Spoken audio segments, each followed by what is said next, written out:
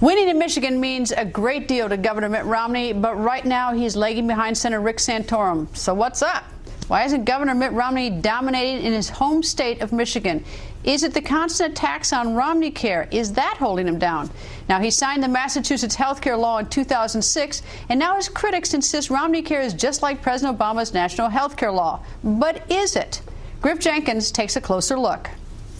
On April 12, 2006, then-Governor Mitt Romney signed into law the most comprehensive health care legislation in the nation, right here in Boston's Faneuil Hall, on that stage under the portrait of Daniel Webster in a ceremony befitting its revolutionary past. But a fundamental element of that law, an individual mandate to purchase coverage or face penalty, is the same one in President Obama's new health care law, which has spurned a national debate and a federal lawsuit. So we decided to come here to Massachusetts to find out for you the truth about romneycare and how it compares to Obamacare. I think it all comes down to, do you believe that, the government has a role in making health care accessible to more people? Brian Mooney is a political reporter at the Boston Globe. What's the truth about romneycare? Everyone seems to be talking about it, so we came here to find out what the real deal is. Well, the culture in Massachusetts, it's a favorable environment for people who believed in, near universal health care coverage. And, Mitt was a Republican coming into a Democratic-dominated state. And he applied some really interesting principles. He basically approached it as insurance reform, not just a straight entitlement program, as Democrats have traditionally done, expand Medicaid, find a way to pay for it. So he introduced 4 or 5 new elements that hadn't been done anywhere else. And a lot of the Democrats were a little resistant at first, particularly the idea of an individual mandate. That Democrats had never favored that before. But eventually everyone sort of agreed everybody's got to have some skin in the game. Everybody's got to give something. And that was one of the trade-offs that came at the end when it all happened back in 2006. Well, the number one result of romneycare, contrary to what Mitt Romney promised, is that it is increasing health care costs. It's increasing health insurance premiums. It's increasing health care spending in Massachusetts. It's increasing government health care spending in Massachusetts. Michael Cannon is the Director of Health Policy Studies at the Cato Institute. Michael, what's the difference between romneycare and Obamacare? Well, they're almost exactly the same. Both of them have an individual mandate requiring people to purchase health insurance under penalty of fines or imprisonment. They both have subsidies to help people purchase that mandatory coverage.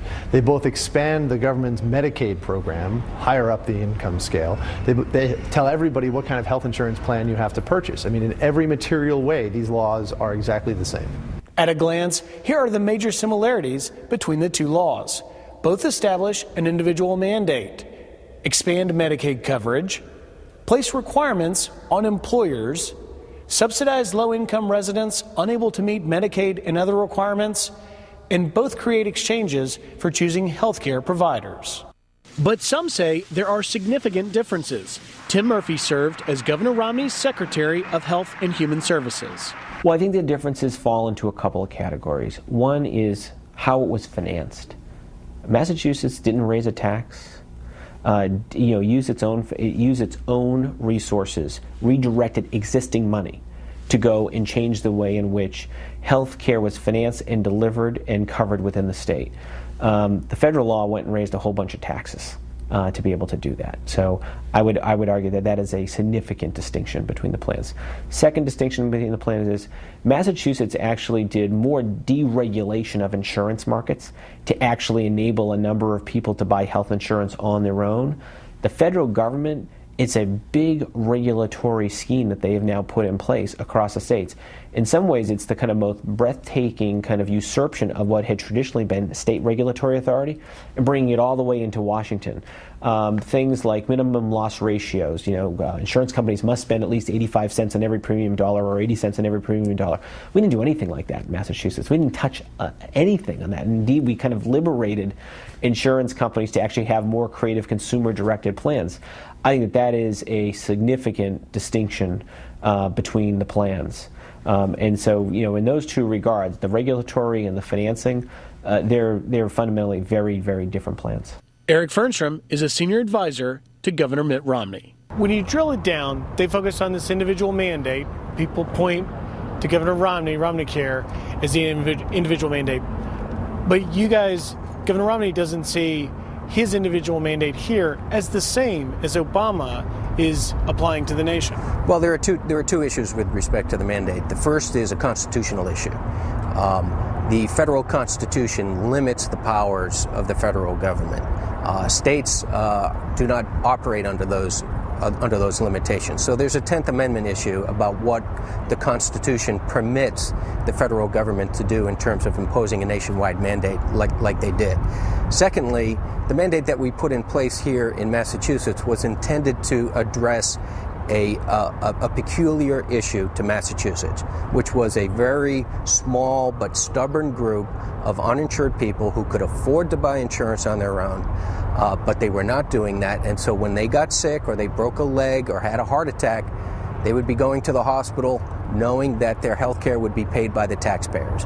And what Mitt Romney was, no more free riding.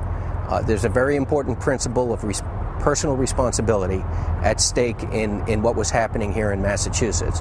And so we required people to step up and take responsibility for their own health care, and it's worked for us. But again, what works in Massachusetts may not work in a state which has a larger number of uninsured. It wouldn't work in Texas, for instance, where the uninsured population is 25% of the people there. Here we were dealing with 7%. So it was easy for us to do it. We had a source of financing that did not require us to raise taxes. It works. The people of Massachusetts are pleased with it. But again, it's not necessarily the answer for the rest of the country.